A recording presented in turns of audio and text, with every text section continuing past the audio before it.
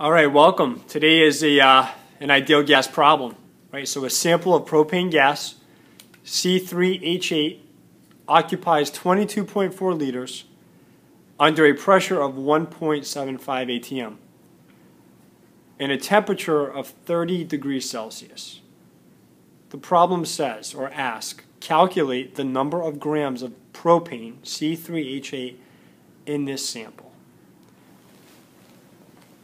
So as always, you know your equation that you should be using, PV equals nRT, and I want you to solve for how many grams of propane would be in this sample. Pause the video and we'll go over the answer shortly.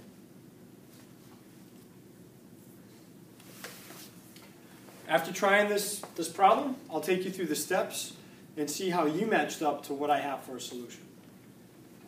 So our next slide, here's our solution.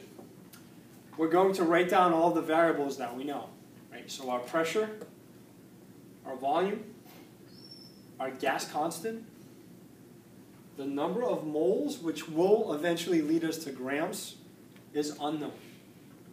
So we do not know how many moles of propane we have. And our temperature has been converted to Kelvin. So let's solve for N using the ideal gas equation. So if I transpose these variables around, if I move them around, solving for N, I get this expression here. Pressure times volume divided by moles times temperature. I plug in my values, and notice what cancels here.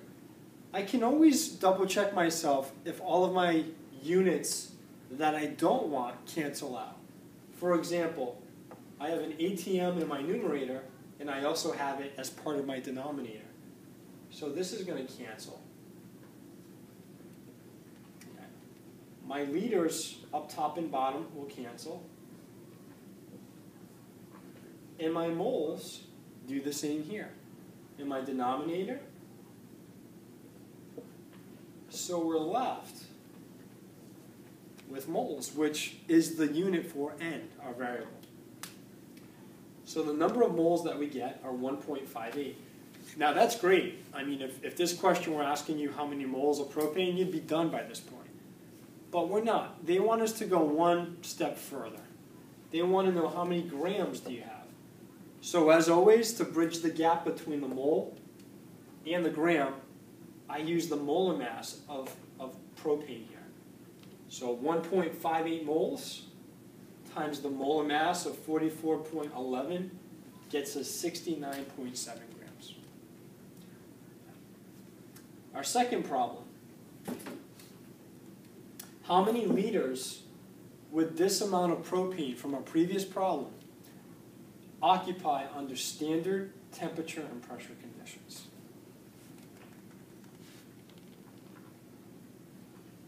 Let's take a look and see how you matched up here. So once again, I write my variables. My standard pressure is 1 atm. My standard temperature is 273.15 Kelvin. I know my number of moles from the previous problem. And I know that R gas constant doesn't change. So I simply plug in, this time solving for V. So V equals moles times the gas constant times the temperature divided by the pressure. And once again, folks, my moles cancel, my ATMs cancel, and my Kelvins cancel. So I am left with the liter. And our answer comes out to 35.4 liters.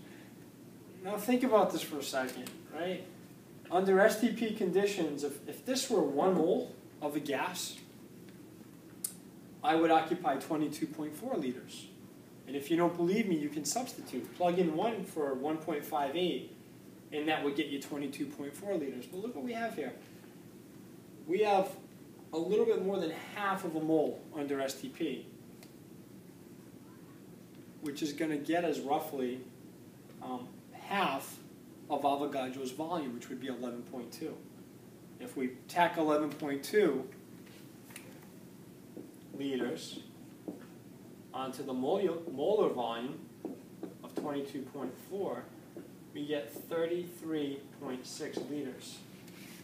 Pretty darn close to that, right? We're pretty close.